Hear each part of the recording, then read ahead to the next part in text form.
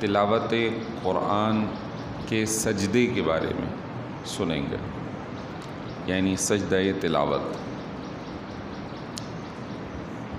سجدہ تلاوت قرآن پاک کے اندر وہ مقامات جہاں پر سائیڈ میں سجدہ لکھا ہوا ہے، 14 مقامات پر مذہب احناف کے مطابق سجدہ کرنے کا حکم ہے۔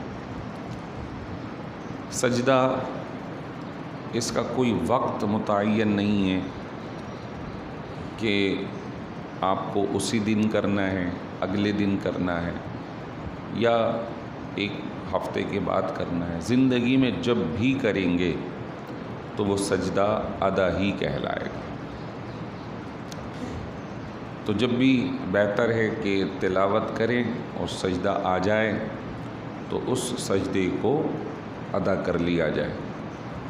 بیٹھے بیٹھے بھی سجدہ ادا کیا جا سکتا ہے، کھڑے ہو کر پھر سیدھے سجدے میں چلے جائیں اور پھر ادا کر لیں۔ ایک آیت پڑھنے پر ایک ہی سجدہ ہے، اور اگر ایک آیت کو ایک مقام پر بیٹھ کر بار بار پڑھا جائے، یعنی کہ اس کی تکرار کی جائے، تو تکرار کے باوجود ایک آیت کو پڑھنے پر ایک ہی سجدہ لازم ہوتا ہے، ایک مقام پر اگر بیٹھے ہوئے پڑھ رہے ہیں آپ۔ لیکن اگر مقام آپ کا بدل جاتا ہے یا آپ کسی اور کام میں مصروف ہو جاتے ہیں، آپ نے آیت سجدہ پڑھی، اس کے بعد کسی سے بات چیت کرنے لگ گئے یا کچھ کھانا کھانے لگ گئے، اس کے بعد دوبارہ آیت وہی پڑھی، تو اب آپ کو دوسری تیسری مرتبہ بھی سجدہ کرنا پڑے گا۔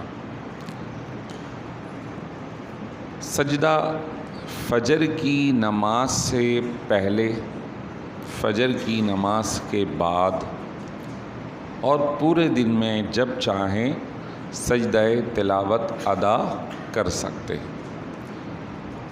3 اوقات کے اندر فرمایا کہ سجدہ منع ہے۔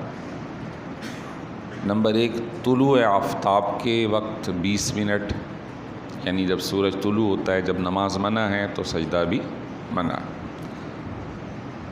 زوال کا وقت، جس کو عام طور پہ جو اوقات کا چارٹ ہے اس کو کہا جاتا ہے دحوہ کبریٰ۔ اور تیسرا وقت ہے غروب آفتاب سے 20 منٹ پہلے۔ ان اوقات میں سجدہ تلاوت کا ادا نہ کیا جائے، لیکن ان کے آگے پیچھے جس وقت چاہیں سجدہ تلاوت ادا کر سکتے۔ اگر نماز میں سجدہ تلاوت پڑھ لیا تو جیسے اس کا اظہار آج کل تراویحوں میں ہوتا، تو امام پہلے سے اعلان کرتا ہے کہ بھئی پہلی رکعت میں یا دوسری رکعت میں سجدہ تلاوت ادا کیا جائے گا، تو جیسے ہی آیت پڑھتے ہیں پھر ویسے ہی فوراً سجدے میں چلے جاتے، پھر اٹھ کے بقیہ اگلی آیت سے تلاوت شروع کر دیتے۔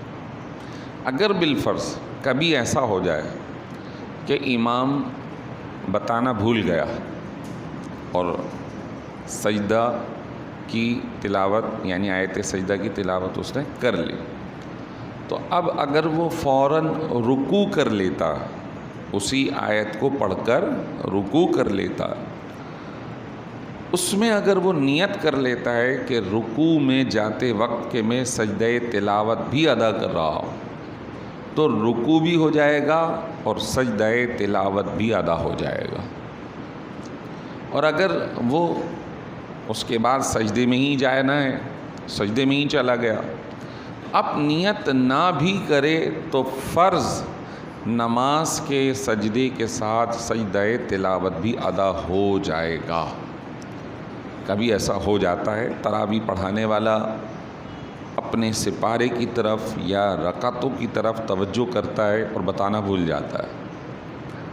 اب وہ جس کو علم نہیں ہوتا یا مسئلہ نہیں معلوم ہوتا، صرف حافظ ہیں، نوجوان حافظ ہوتے ہیں انہیں اتنے علم یا مسائل کا علم نہیں ہوتا، تو وہ بسا اوقات گھبرا جاتے ہیں اب کیا کریں، اور بسا اوقات نمازیوں کو نہیں علم ہوتا یا کسی ایک کو پتہ اس کو بھی مسئلہ نہیں معلوم، تو وہ فتنہ انگیزی شروع کر دیتا ہے، ارے بھائی حافظ نے تو سجدہ تلاوت ہی غائب کر دیا۔